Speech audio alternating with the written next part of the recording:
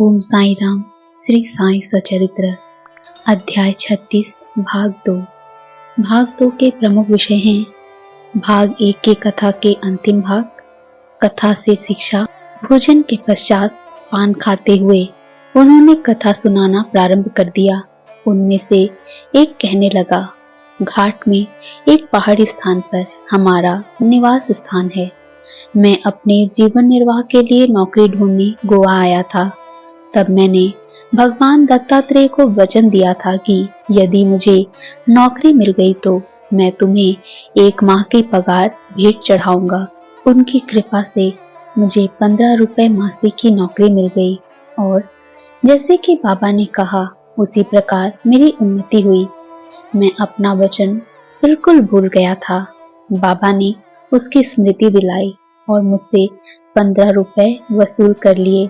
आप लोग इसे दक्षिणा ना समझे, यह तो एक पुराने ऋण का भुगतान है। दीर्घकाल से भूली हुई प्रतिज्ञा आज पूर्ण हुई है। शिक्षा। यथार्थ में बाबा ने कभी किसी से पैसा नहीं मांगा और न ही अपने भक्तों को ही मांगने दिया।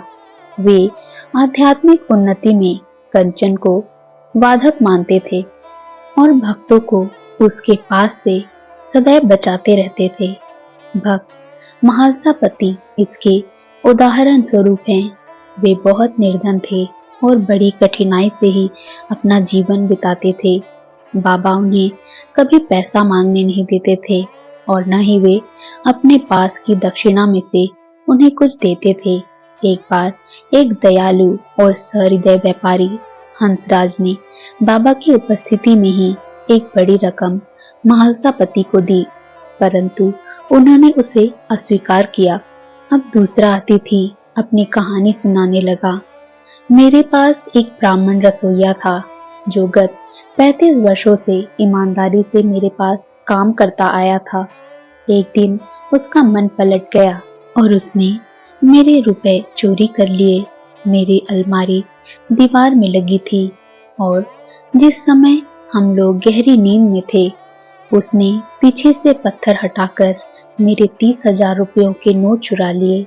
मैं नहीं जानता कि बाबा को यह ठीक धनराशि कैसे ज्ञात हो गई। मैं दिन रात रोता और दुखी रहता था। एक दिन जब मैं इसी प्रकार निराश और उदास होकर बरामदे में बैठा था, उसी समय रास्ते से जाने वाले एक फकीर ने मेरी स्थिति जानकर मुझसे इसका कारण पूछा। मैंने उसे सब हाल कह सुनाया। तब उसने बताया कि कोपरगांव तालुके के शिरडी ग्राम में श्री साई बाबा नाम के एक औलिया रहते हैं। उन्हें वचन दो तथा अपना रुचिकर भोज्य पदार्थ त्याग। मन में कहो कि जब तक मैं तुम्हारा दर्शन न कर लूंगा उस पदार्थ को कदापि न खाऊंगा। तब मैंने अन्न खाना छोड़ दिया और बाबा को वचन दिया, बाबा जब तक मुझे तुम्हारे दर्शन नहीं होते तथा मेरी चुराई गई धनराशि नहीं मिलती, तब तक मैं अन्न ग्रहण न करूंगा। इस प्रकार जब 15 दिन बीत गए, तब वह ब्राह्मण स्वयं ही आया और सब धनराशि लौटाकर क्षमा याचना पूर्वक कहने लगा कि मेरी मति ही भ्रष्ट हो गई थी, जो मुझसे ऐसा अपराध हुआ है। मैं आपके पैर पड़ता हूँ, मुझे क्षमा करें। इस प्रकार सब ठीक ठाक हो गया।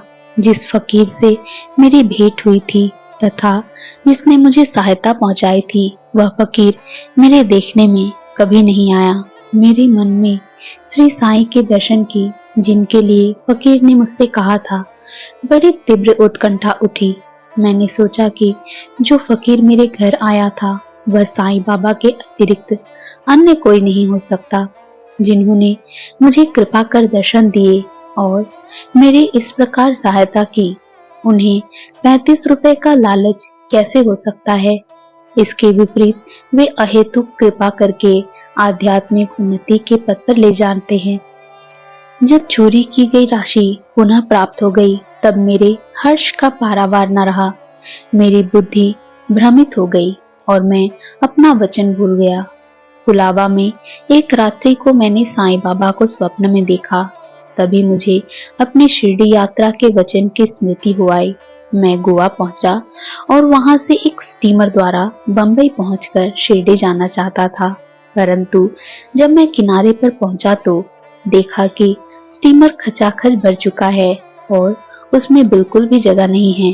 कैप्टन ने तो मुझे चढ़ने न दिया, परंतु एक अपरिचित चपरासी के कहने पर मुझे स्टीमर में बैठने की अनुमति मिल गई और मैं इस प्रकार बंबई पहुंचा। फिर रेलगाड़ी में बैठकर यहाँ पहुंच गया।